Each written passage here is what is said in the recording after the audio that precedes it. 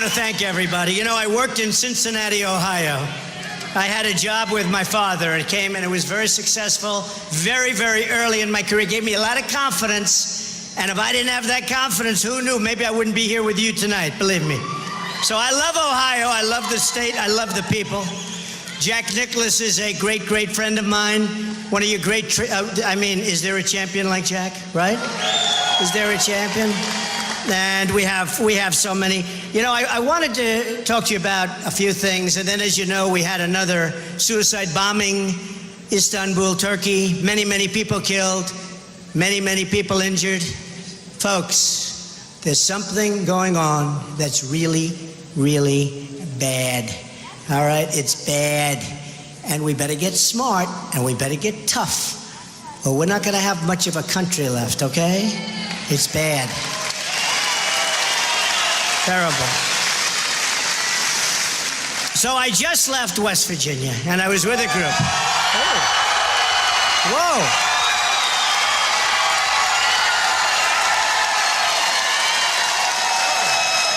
I didn't expect that. That's pretty good. That's a big... Who's from West Virginia here? Wow. Well, you know, in the primaries, we won West Virginia by like 25 points. It was a wipeout. I think... I just saw a poll that we're 25 or 28 up. So I may never go back to West Virginia. What do I need? I mean, give me a break. No, I'll be back. I just left West Virginia. Some great people. Bob Murray. And I left a lot of miners. And a lot of miners that Hillary Clinton said she's going to put out of business with the mines. Not going to happen. These are amazing people, and it's not going to happen. Remember a statement a few months ago, right? In fact... we're going to put a lot of coal miners and coal companies out of business, okay? Forget it. And she's talking about steel companies, and she's talking about plenty of other companies, too, because ultimately, that's what is going to happen. So I made a speech this morning in Pittsburgh. I'm all over the place, okay? I'm all over. The Pittsburgh area, amazing people, amazing people. And it was a well-received speech. And I talked about some different things about what we're going to do if and when we get in there. And we're going to put our country back to work. We're going to get jobs for people that don't have jobs right now, of which there are many, many millions of people. They don't have jobs. It's just like unbelievable what's happening. We're letting our jobs go to Mexico. We're letting our jobs go to many other places all over the world. China and so many other countries, not just China, by the way. China is the #1 abuser because they're the biggest. But everybody is treating our jobs and our politicians. They're just not treating us right, folks. They don't respect us. And I will tell you this, if I win, they're going to respect our country again. Just remember that. Just remember that.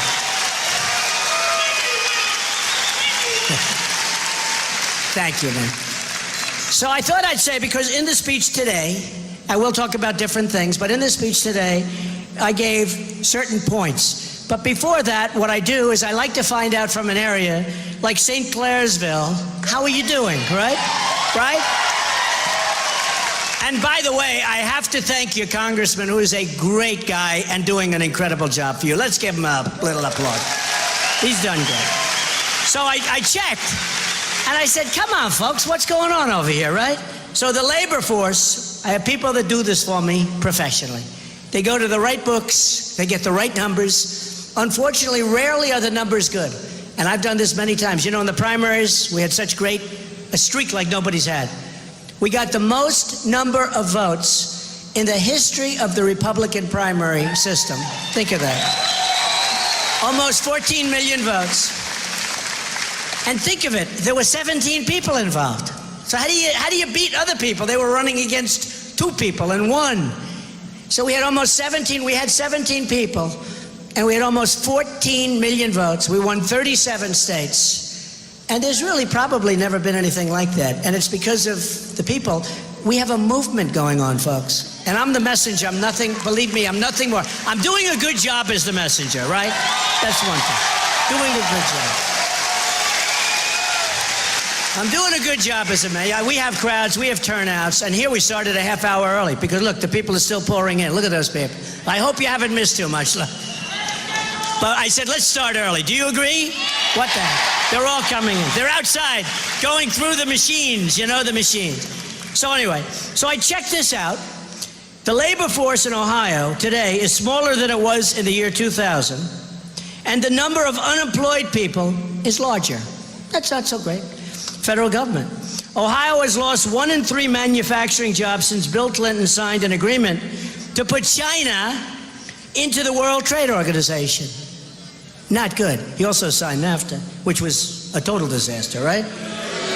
NAFTA has done more to destroy your community than any other single act. It was signed by Bill Clinton.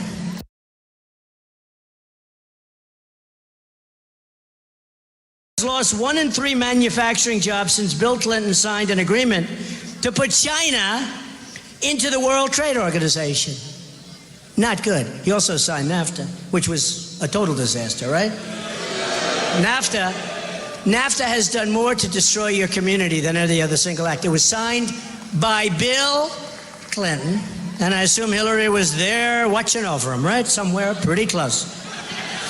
Hillary supported China's entry into the World Trade Organization and also ran up $1 trillion in trade deficits with China when she was Secretary of State. Not too good. Why would she? I mean, you think she looks presidential? I don't. All the while, the government of China was paying Bill a lot of money to make speeches. Is that a conflict or what? St. Clairsville region, if you think of this, has lost half of its manufacturing jobs since Bill Clinton signed NAFTA in 1994, which Hillary also supported, right? So, by the way, NAFTA was one of the worst agreements, maybe the worst agreement in the history of this country in terms of trade, in terms of losing our manufacturing, okay? WTO was bad. NAFTA was a disaster. Since 2000, median household income in Ohio has declined by $9,000. Since 2000, the number of people on food stamps in Ohio has nearly tripled. 1 in 4 children in Ohio is living in poverty, okay? Living in poverty. Many people in Ohio have been severely victimized by illegal immigrants. You know that. Right, well, we're going to build the wall. Don't worry, we're going to build it. We're going to build the wall. We're going to build the wall.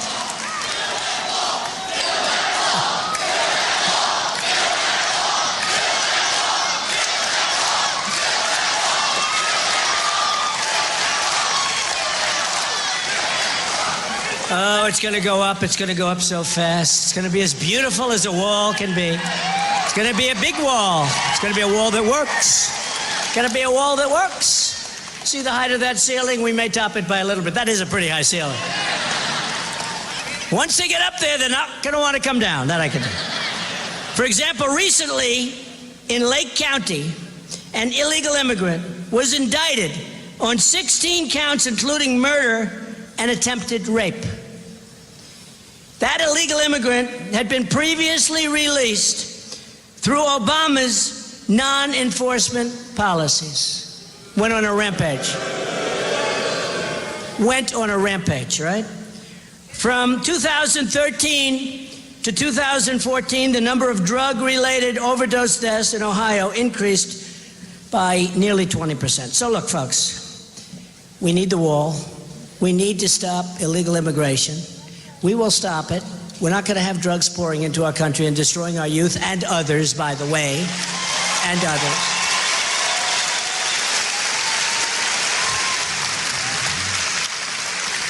We're going to make our country strong again. We're going to make our country rich again. We're going to make our country great again. We're not going to let our jobs get taken away. I see Hillary Clinton the other day. I don't like Donald Trump's temperament. And I was thinking, maybe I should say I actually have a very nice temperament, and I do.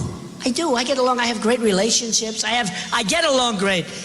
But you know what? It's time in our country that we had somebody with a strong temperament. I hate to say it. It's time. It's really time. It's really time. We're watching crime after crime, problem after problem. We're watching all of the stuff that happens. We don't have victories anymore. We don't win anymore. We used to win. You know, when I was young, I was going to school. I always used to hear the United States never lost. We never lost. We never lost. We never lost a war. I guess things didn't work out so great. There's always problems. But we didn't lose wars. And since, like, Vietnam, we don't win anymore. And we don't even fight to win. I said, keep the oil. You're going to leave Iraq. Don't go into Iraq. But if you're going into Iraq, keep the oil when you leave. I said it. Keep the oil. They don't listen. And I said it loud. You all heard it. For years I've been saying it. Well, you know who's got the oil now? Iran is going to have it. ISIS has it, at least temporarily, before they get blown away. Now, if I get in, they'll get blown away by me.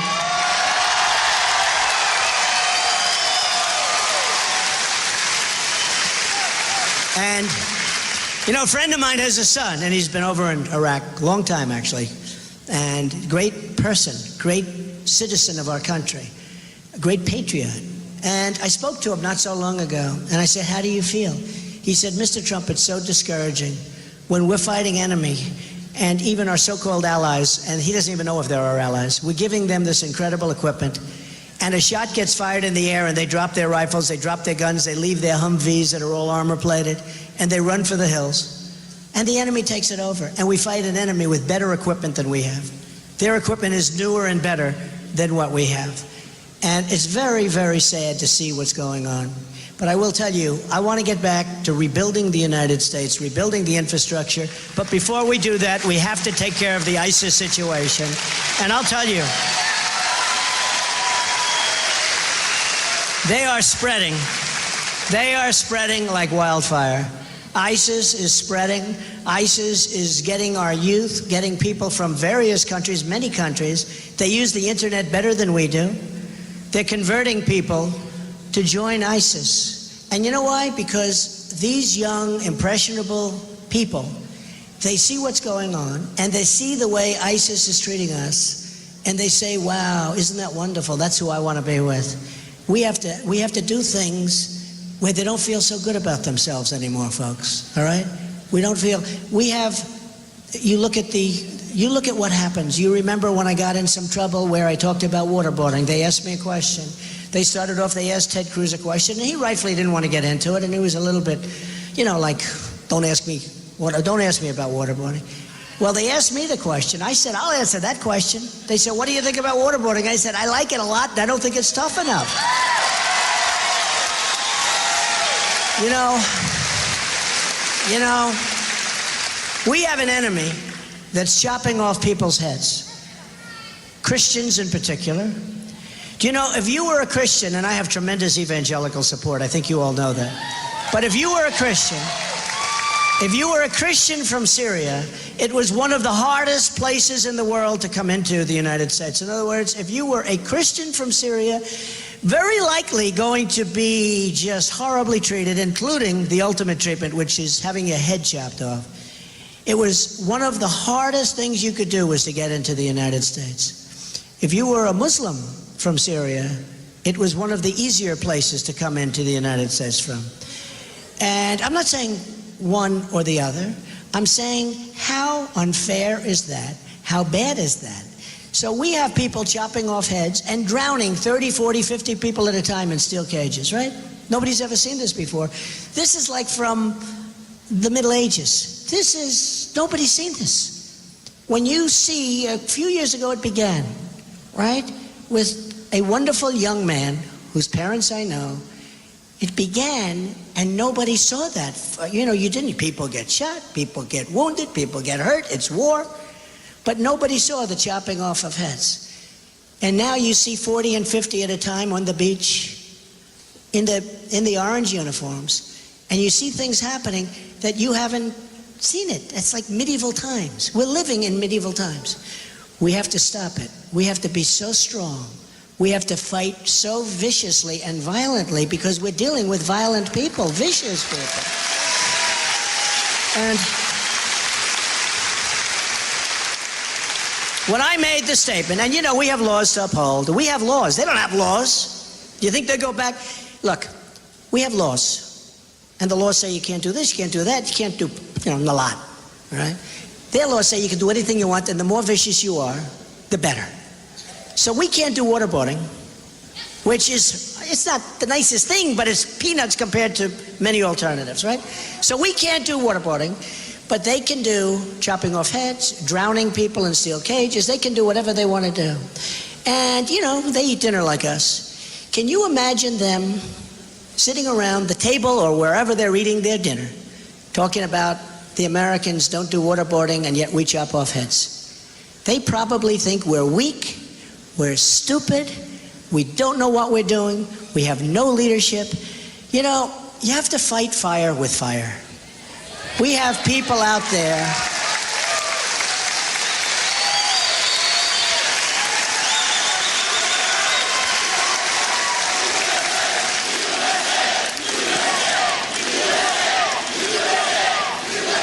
We have people out there who are so vicious and smart, so vicious, and they really don't know what it is to be beaten. They probably don't even understand. It's probably 35,000 people, and they don't understand themselves. They're beating the United States of America. And they're making things impossible. They're knocking out airplanes. They're doing things that are incredible. They probably don't understand themselves how they're getting away with it. Well, let me just tell you something. If I'm president, they're not going to get away with it. They're not going to get away with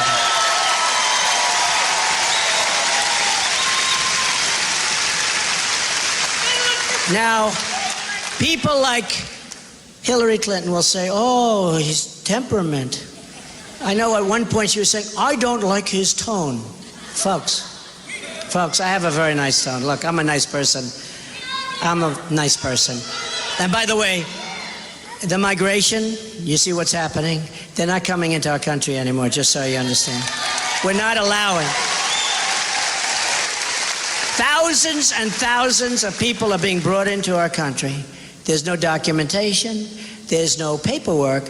Hillary Clinton wants to raise Obama's number by 550%. You know, it was very interesting because I was saying 500%. They said, Donald Trump is wrong. It was actually 550. They corrected. The media, by the way, the most dishonest human beings in the entire world. Okay?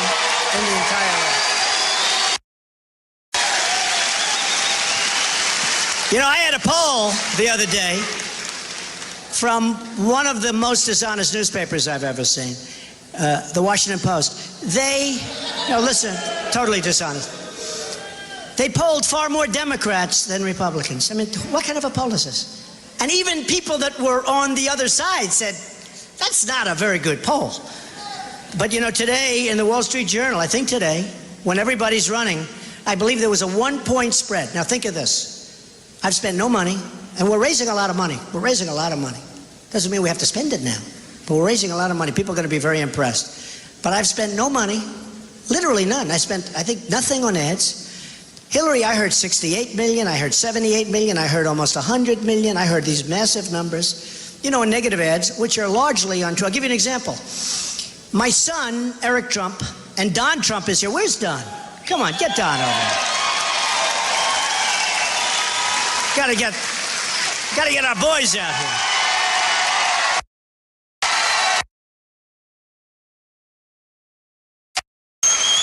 Doing a good job.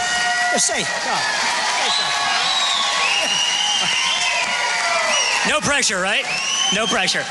Well, yeah, thank you guys very much. Just listening and getting the opportunity, the amazing opportunity to go all around the country, following my father on this amazing journey, and it's been incredible. It's no longer a campaign. It's a mandate from the people to do something different. It's a movement.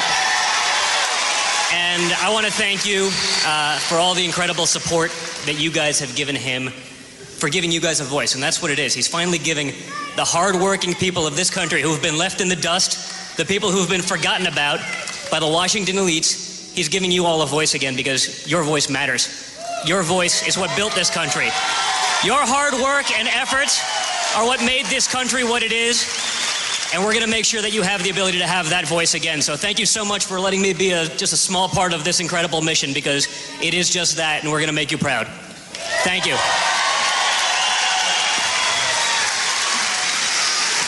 Thank you, Don. Thank you. So she's spending money like I've never seen before.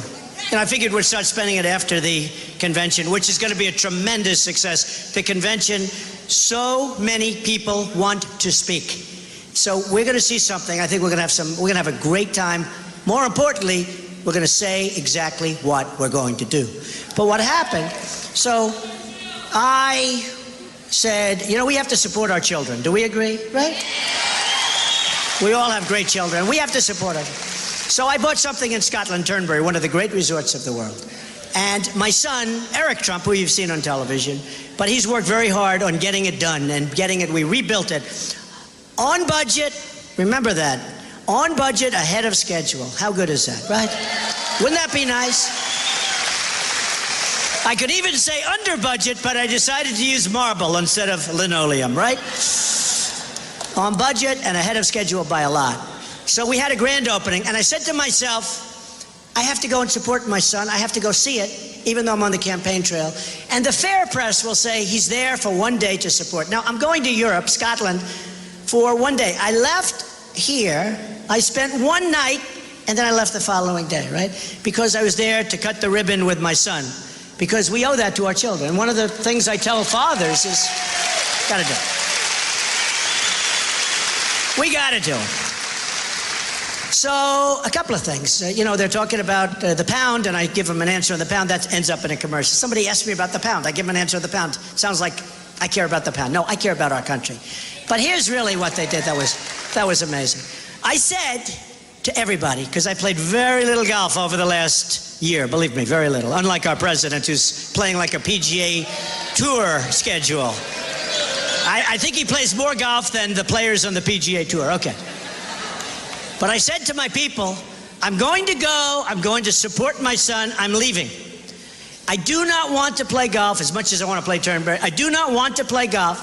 I do not want to hold a golf club because I do not want to see the dishonest media portray me as somebody that was going over to play golf, okay? In the middle of a campaign. But I wanted to support my son, Eric. And by the way, he did an A+ job. It was great. So I go over. We have a news conference. We do a ribbon cutting. I stop at another place for a little while. The next day I leave. I literally spent one night in Europe. Not too many people do that. You go to Europe, long flight, you come back. I was back on Saturday evening. That, you know, because the time's a lot different. I think I left on Thursday, Friday. I think I left on Friday, I got back on Saturday. It was some weird thing. But I was there for So Hillary, you know, she's got all this money from Wall Street. So she takes a commercial. Now you have to understand, I didn't touch a club, I didn't hit, I didn't go play. I would have loved to, but I didn't. No time. But I didn't want the image of playing. So she takes a commercial, and she has me swinging. Not a bad swing, by the way. That was a good thing. They should have at least shown me with a bad swing. But did you see the commercial where I'm hitting a golf ball? Well, that was 2 years before that was taken at a different place. So Donna, she's crooked. That's why we call her Crooked Hillary. Thank you. Thank you. I didn't say it. Now think of it. So here I tell my people, I do not want to touch a golf club. I will not play. And I'm in a commercial hitting a golf ball. But the picture was taken from 2 years before. It is such a disgrace what goes on in the world of politics. The dishonesty, the deception. It is such a total disgrace. We're going to straighten it out, folks. We're going to straighten it out. And let me tell you, Hillary Clinton is owned by Wall Street. She's owned by many people. All of the money, like she wants to take these commercials, she spent tens of millions of dollars already. How about this? She spends millions and millions and millions of dollars already on me, right? Because, you know, everyone is pouring in because of, mostly because of influence. Because they want influence. With me, they know they don't have too much influence. You know what? I'm doing well in the small donations. Wait till you see. The small donations. I'm doing great. DonaldJTrump.com. The small donations. But Hillary is never going to bring your jobs back, folks. It's never going to bring your jobs. Don't forget, married to the man that signed NAFTA, one of the all-time worst, right? She's not bringing your jobs back. She doesn't even know about bringing jobs. And I'll be honest with you, she's so overrated. She's so totally overrated. If she wanted to bring you jobs back, she couldn't. If she wanted to. If she really tried and really, really wanted to. Forget the fact that she's bought and owned by so many different people. If she really wanted to bring those jobs back, she's so overrated, she couldn't do it anyway. So let me just tell you, I just did this at a big speech, and I have to read it because I liked it. I think it's, 7 steps. We like it. It's going to happen fast if I win. If I win, when? Thank you. But I'm going to withdraw the United States from the Trans-Pacific Partnership, which has not yet been ratified. So, the Trans-Pacific Partnership is another disaster, done and pushed by special interests who want to rape our country, just a continuing rape of our country. That's what it is, too. It's a harsh word. It's a rape of our country. This is done by wealthy people that want to take advantage of us and that want to sign another partnership. So, Hillary Clinton, not so long ago, said this is the gold standard of trade pacts, the gold standard. And she's down and saying this is the gold standard. In fact, I saw it on television this morning, the gold standard. Then when I got involved and I started pointing out all the flaws, especially the fact that monetary manipulation, currency manipulation, which is a primary tool that other countries use, especially China, to destroy our companies and to take our business, okay? It's not properly addressed and practically not even discussed at all in this. That's not the only reason. There are many reasons. Number one, I want to make individual deals with individual countries. I don't need to have massive that you can't get out of. 6,000 pages. Our people probably never even read it. And these other countries, they know every word, every comma, every paragraph, every sentence. And our people, I just know our people. I remember with Obamacare. Remember, they went to all the congressmen. No, remember, we're going to repeal it and replace it. Don't worry. It's a disaster. But do you remember when they talked to people about who read it? And it's massive. It's thousands of pages. Who read it? Nobody. It was that fraud that said he defrauded all the people. Do you remember the guy? Everybody forgot about him. The one that wrote it, and then he had a moment of jolliness where he thought he was with friends or something, and he started saying, what a joke. But we have a Trans-Pacific Partnership that Hillary Clinton will sign 100%, okay? 100%. But because of me, just like I shamed her into using the term radical Islamic terrorism, remember, she wouldn't use it because Obama wouldn't use it, and she does not want to do anything to defend him or offend him. If she offends Obama, too risky for her, okay? So she doesn't want to do that. So she'll use the term now because I shamed her into it. Well, I shamed her into turning against the so-called gold standard. It's not the gold standard. It's going to be worse than NAFTA, folks. It's going to suck your jobs and your industry away, what we have left of it. It's a disaster. So just remember that. She will sign it 100%. She wanted it. She considered it the greatest. Then she said, oh, no, I'm not going to sign it. But she'll sign it. She'll make a couple of little amendments that don't mean anything, and she'll sign it. And there goes the rest of our jobs. I'm going to appoint the toughest and smartest trade negotiators to fight on behalf of the American workers. Okay? Gonna do it. We have the best. We have the best in the world. We use political hacks to make the biggest deals ever. Bigger than company deals. When you see IBM and all of these companies making deals, this stuff is much bigger. And we have political hacks representing us. I'm going to direct the Secretary of Commerce immediately to identify every violation or trade agreement, every trade agreement that's been violated, which is about all of them. I'm going to have them, every single trade agreement of a foreign country is currently using and harming our workers. What we're doing is we have trade agreements that truly are so one-sided that they are now harming and really hurting our workers. Then I'm going to totally direct them to go after these, to file complaints. You know, there's a way with the appropriate agencies and use every tool, and we have many of them, but we don't use them. And the reason we don't use them? Special interests don't want you to use them. Under the American international law to end these abuses of these trade agreements. It'll end, folks, believe me, and it'll end fast. This is what Ohio's going to like a lot. I'm going to tell our NAFTA partners that I intend to immediately renegotiate the terms of that agreement to get a better deal for our workers. And I don't mean just a little bit better. I mean so much better that you will not even believe it, okay? Then I'm going to submit a notice under Article 2205 of the NAFTA agreement that America intends to withdraw from the deal if they don't come through for us. So we'll withdraw if they don't make the deal for us. I'm going to instruct my Treasury Secretary, who will be a very good one, I already have an idea who it's going to be, to label China a currency manipulator. Now, I've been saying this for years. Everybody knows that's what they're doing. We make better product than they do, but we never get a chance to show it because they manipulate their currencies. They're grand chess masters, folks, and we do nothing about it. I'm not even sure if our country knows what's going on, I'll be honest.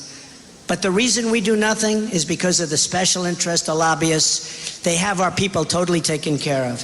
Any country that devalues their currency in order to take advantage of the United States and its workers will be met very, very sharply. And that includes tariffs and taxes for their goods coming into the country, okay? Number 6, got to do it. Why wouldn't we do it? Why wouldn't we do it? And I'm a free trader, just so you understand. But we're being taken advantage of by everybody. Got to do it. Every time China, they go 7%, 8%, and it's like a disaster. Do you know, we have, with GDP, we have right now, zero. A little more than zero.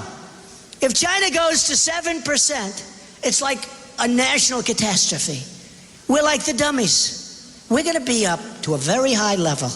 And we're going to be up to that level fairly soon if I win, believe me. I'm going to instruct the United States trade representatives to bring trade cases against China, both in this country and at the World Trade Organization, where you're allowed to do it. We never do it. We're being manhandled, and we never do anything. Now, it's not only China, it's everyone. China's the #1 abuser, but it's everyone. China's unfair subsidy behavior, and that's what it is, it's a subsidy behavior, is prohibited by the terms of its entrance to the World Trade Organization. And I intend to enforce those rules the way they were intended to be enforced. That's all. And by the way, China will like us better than they like us now. They'll respect us. And it's probable that we won't even have to do it because they know I'm not playing games. They know I'm not playing games. I probably won't even have to do it. Here's China, rips us off left and right, and what are they doing? They're building a massive military fortress, which they're not allowed to do, in the middle of the South China Sea. So they're making unbelievable deals with us. We have a trade deficit with China of almost $500 billion a year. How do we continue to do this? Not going to happen any longer, folks. Not going to happen any longer. Number seven. If China does not stop its illegal activities, which is illegal, including its theft of American trade secrets, I will use every lawful presidential power to remedy trade disputes. Very simple, not complicated, and you watch what happens, including the application of tariffs consistent with Section 201 and 301 of the Trade Act of 1974. They're right there for us to use. No big deal. And Section 232 of the Trade Expansion Act of 1962. Now, when you hear the term trade expansion or Trade Expansion Act, not expansion for us. It's expansion for these other countries that have taken advantage. Because when I come here, I go throughout Ohio, I go throughout Pennsylvania, I go throughout New York State, I go all throughout New England. There's no expansion. We're getting the hell beat out of us. And it's going to stop. And we're going to bring our jobs back to this country. We're going to make product again. We're going to lift our wages. You know, We haven't had middle income workers haven't had a real wage increase in 18 years. Think of it. They're working longer. Anybody in this category? Anybody? You want a job? I'll give you 10% less. We haven't had, I mean, seriously, we haven't had an effective increase in wages, in real wages, in 18 years. A statistic. And people now having to work because of Obamacare to a certain extent, because of the economy, and they have that phony number, the 5% number. It's a total phony because when you stop looking for a job, you're no longer unemployed, so you come off the rolls. So they come up with these phony numbers. We have so much unemployment, and even the other side admits that the employment that we do have is not good jobs. They're not good jobs. The good jobs are gone, a lot of them. They're gone.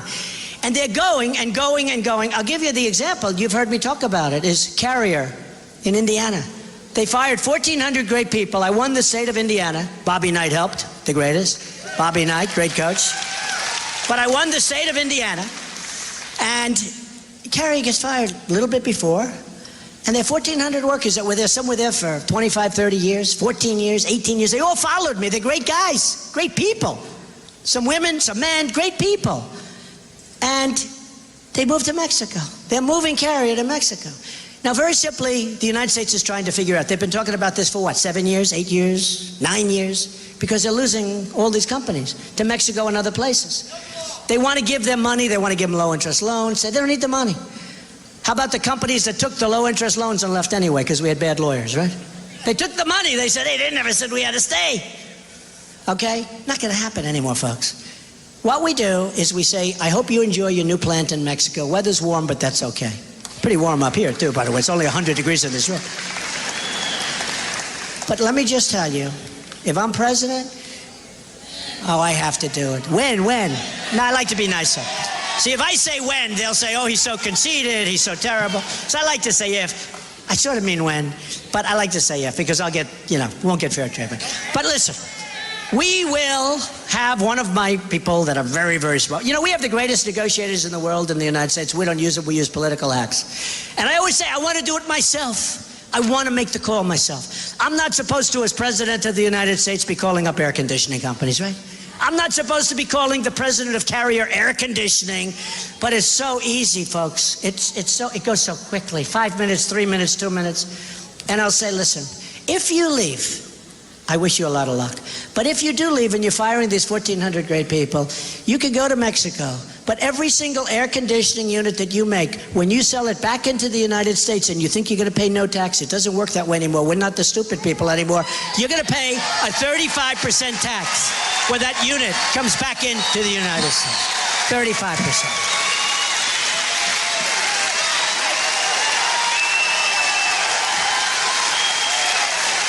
You're going to pay a nice big tax.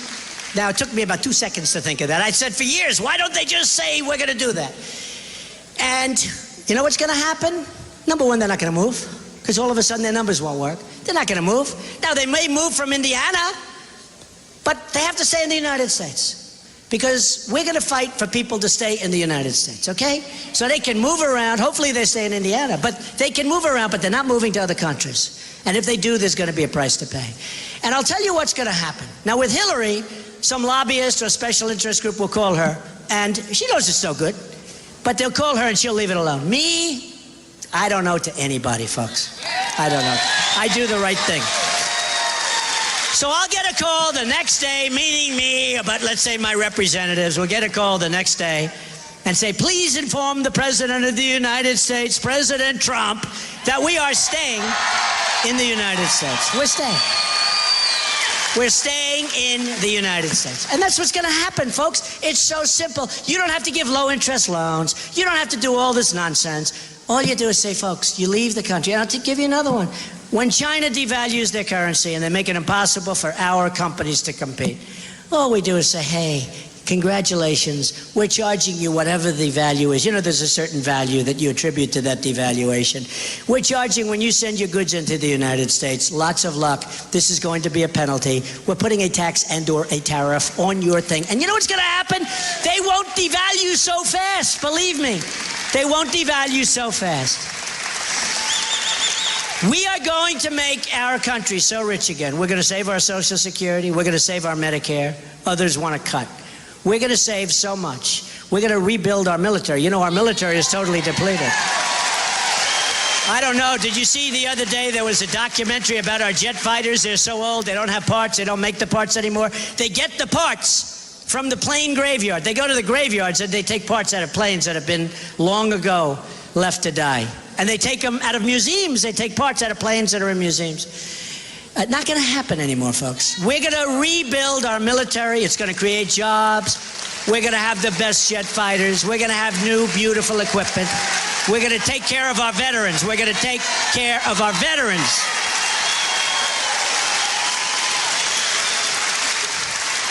And, folks, we are going to have a border again. We don't have a border. I mean, you see what's happening.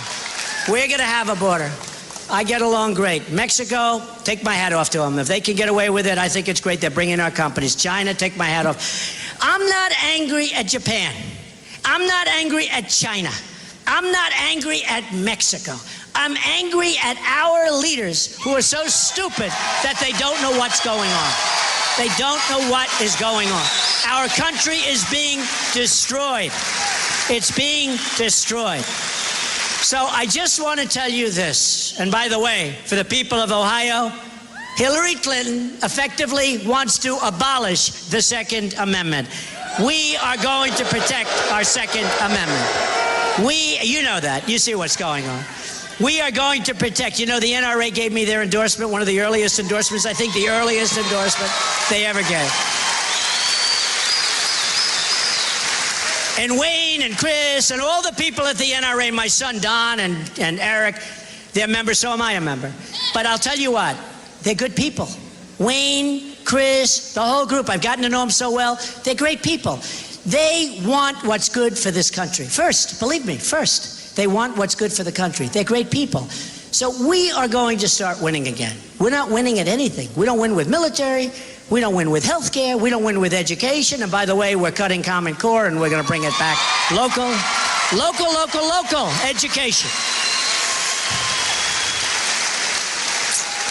But we're going to start winning again. We're going to win with our military. We're going to win for our veterans. Our veterans have been treated so badly. We're going to win for our miners, that I can tell you. I'm going to put the miners back to work. I'm going to put everybody back to work. We're going to start winning again, folks. We're going to win so much, you're going to get so sick of it. You're going to say, I can't stand the winning. I will get a call from representatives from the great state of Ohio saying, Mr. President, our people can no longer stand it. They can't take it. You're winning too much. Please, Mr. President, please stop winning. You're winning with jobs. You're winning with military. Please, let's have a few losses like it used to be, where we could lose all the time. And I'll say, you know what I'll say? I'll say, no, no, no. We're going to keep winning.